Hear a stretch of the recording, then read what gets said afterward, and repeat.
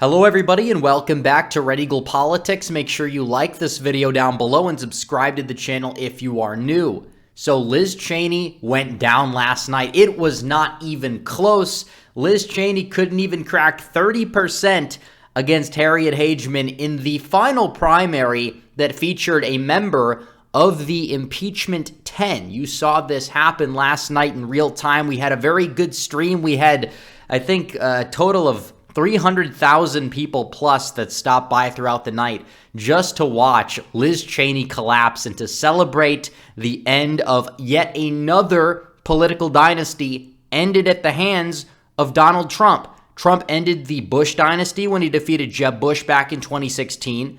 He ended the Clinton dynasty when he defeated Hillary Clinton back in 2016. And now, because he endorsed a challenger to Liz Cheney, Harriet Hageman, Liz Cheney has lost. The Cheney dynasty, which is not as much of a dynasty, admittedly, is now officially eradicated from politics for good. Of course, Liz Cheney is going to try and get a job probably at CNN, MSNBC. Maybe she'll try to get on The View at some point, be yet another conservative, quote-unquote conservative, principled conservative defender of democracy that doesn't even hold any conservative principles anymore. Yeah, that's what will happen. Right, we'll see that happen. But either way, politically speaking, in terms of electoral politics, the Cheneys are done for good. It is over.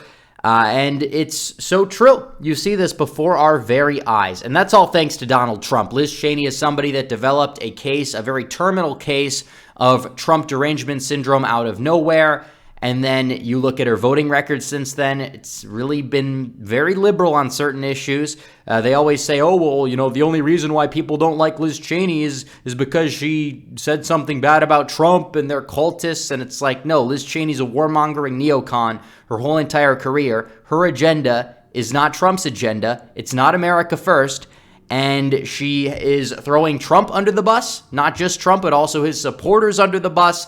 And now she's voting for all sorts of things. You see amnesty. You see the fact that she voted to codify Obergefell v. Hodges, or semi-codify it into law with a recent vote about a month ago or so. And it continues. And Liz Cheney was met by a very furious America First MAGA wave of voters in the Republican primary in the state of Wyoming. So we are going to continue here, but I wanted to tell you guys to make sure you check out redeaglepolitics.com if you want to join the community, become a member. You could do so. You get exclusive videos for just $5 a month or 16 cents a day.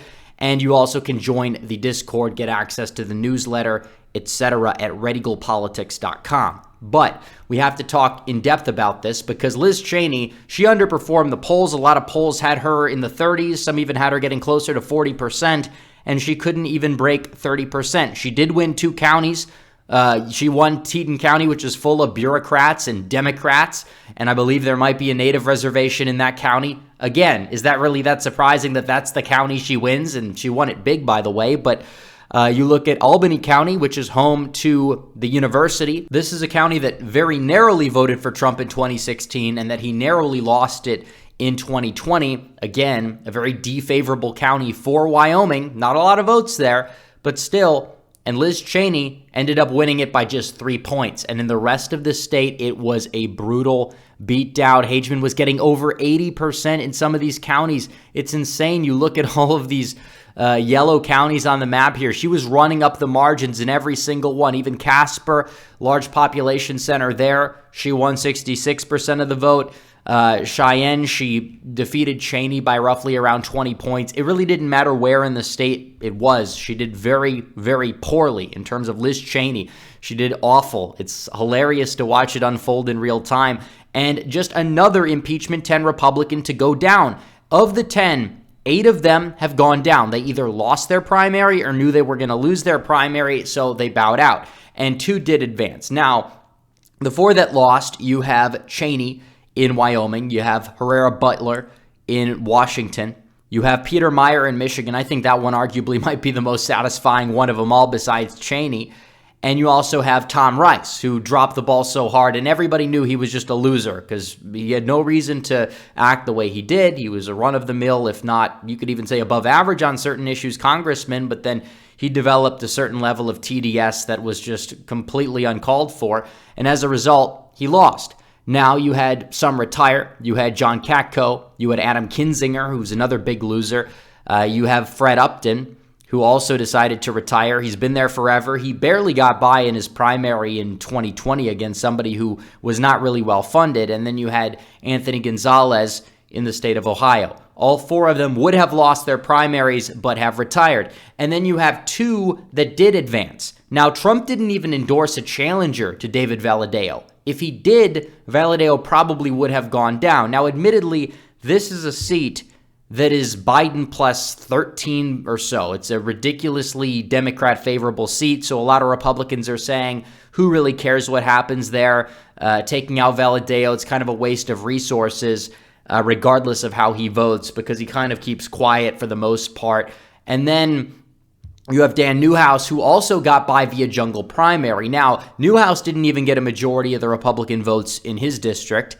And then you also have in the California race for Valadao, he did not get a majority of the Republican vote either.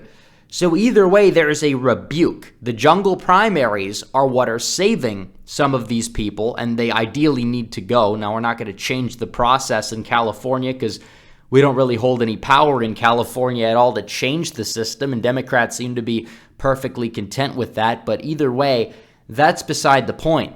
Where they can lose, they are losing. And that doesn't even take into consideration the non-impeachment 10. You have people like Fortenberry that have lost their primary, Stephen Palazzo. You almost had Michael Guest lose. You had a lot of other rhinos that did very poorly. Even those that got by still underperformed their past results. And a lot of them have been put on watch. People like Simpson up in Idaho, people like Dusty Johnson in South Dakota. They underperformed significantly compared to past years, and now there's a little bit more pressure on them to vote the right way, or they're going to be primaried out. They still should be primaried out in many cases. I'm not taking away from that, but either way, looking at this, what do you exactly see here? You see the old guard of the GOP falling and faltering in real time. We'll probably get Newhouse in 24. You can add people to that list like Nancy Mace, like Chris Smith, a lot of other rhinos that need to go. We're going to get rid of them in due time. You're going to see this happen.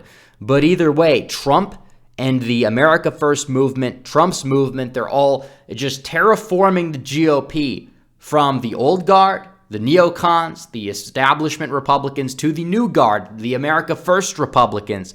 And you're seeing this. He's building on, I guess you would say, what the Tea Party started, except moving it in a more nationalistic and even more a populist direction that benefits the American people. And we're seeing this happen because you have a lot of these weak establishmentarian losers that keep losing. Wyoming is another example. A lot of these people were just angry. They got out and they decided to vote out a lot of incumbents. You saw this in the superintendent for their public schools. The Republican incumbent ended up losing. Even for the governor's race, the relatively run-of-the-mill and weak Mark Gordon lost some counties. He only got 62%, and he didn't really face a lot of steep opposition.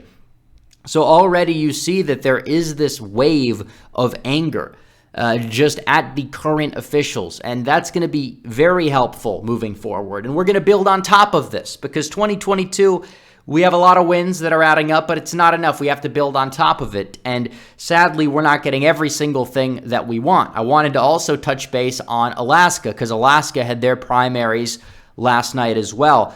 And these are top 4 systems, and they go into ranked choice voting, which is a very, very weird system that I'm not really a fan of. And we're going to get into why right here. So it's very likely that Mike Dunleavy is going to end up winning the governorship for a second term there come November. However, the Senate race here, Lisa Murkowski did much better than a lot of people anticipated her to do. And you look at the Democrats in this race, the Democrats combined for 7% in a state that they usually get around 40% of the vote in. And that is because all of the Democrats and the few neocons left up there or whatever, they decided to get out and vote for Lisa Murkowski because they were, I guess, playing, in their view, smart politics and wanting somebody representing Alaska that fit their values, because that's what Lisa Murkowski does. She doesn't fit the Republicans' values regarding everything. Her ideology is that of a neoliberal Democrat, but she's masquerading as a Republican in an R+10+ state.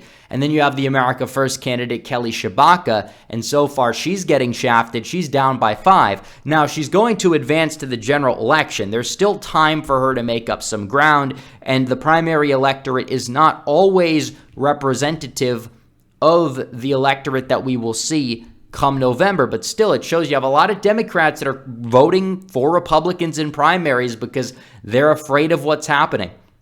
And if Lisa Murkowski holds on, it's going to be because Democrats in Alaska came in near unison to back her up and support her. And you kind of see this in Wyoming. Like I said earlier about the Democrat counties being the only 2 to vote for Liz Cheney, Republicans had almost 200,000 people turn out in their primary. The Democrat primary in the state of Wyoming only had 7,000 votes. So that's like a 95-5 or even 96-4 Republican to Democrat ratio in the state of Wyoming. That is a state that is usually, on a typical day, like 70-30 Republican. So you're seeing Democrats cross over in Wyoming. You're seeing Democrats cross over in Alaska.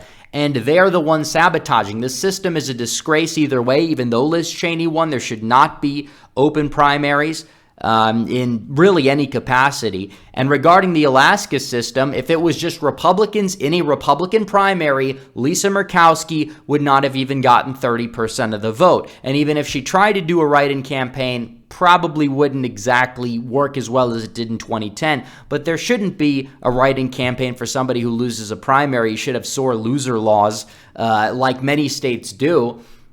But the state of Alaska doesn't exactly have them. So either way, you look at this and you see the fact that Kelly Tshibaka, she only got 40% of the vote. There are remaining votes left. There are some question marks as to how they are going to go. But either way, Tshibaka has her work cut out for her come November, trying to get and galvanize as much support as possible. It's not exactly something that's an impossible feat to accomplish, but it did get a little bit harder based off of the results we saw here. In other news, it seems as if Sarah Palin is going to end up winning the special election for the House. She apparently will likely defeat Mary Peltola, mainly due to ranked choice from the other Republican helping her out, helping her get above the threshold. If not, it would just basically go to a Palin v. Peltola round, from what I understand. And either way, it's very likely that Sarah Palin ends up winning that district there. So we'll have to see. And then come November, for the full term, you're going to see probably Sarah Palin win that as well over Peltola and Nick Bajich, which is very interesting to see there in the state of Alaska, which is admittedly a very weird state, but their voting system is even weirder, and it seems as if it may be able to save Murkowski at this point. But either way, we are cleaning the House. We're getting a lot of great senators in there in terms of the nominees and a lot of these open seats. It's sad with what's going on in Alaska. We have to keep fighting. We got to keep moving forward and carry on and continue. And I believe the midterms are going to be a great year, regardless of what some of these polls are saying. That's another topic for another video. But, I mean, literally, Ron Johnson down by 8, according to Marquette. Yeah, give me a break. It's so funny. They're going to completely be destroyed come November. The pollsters are getting even worse somehow. You think they'd actually try to correct course to save face, but they're not. It's all about demotivation, demoralization, suppression, but either way, we're going to win. So anyways, guys, thanks for watching this video. Like this video down below, comment down below, subscribe to the channel, hit the bell for notifications so you never miss another video. Follow me on social media. The links are all in the description down below, and I'll see you guys in the next video. As always, guys, thanks for watching. Red Eagle, out.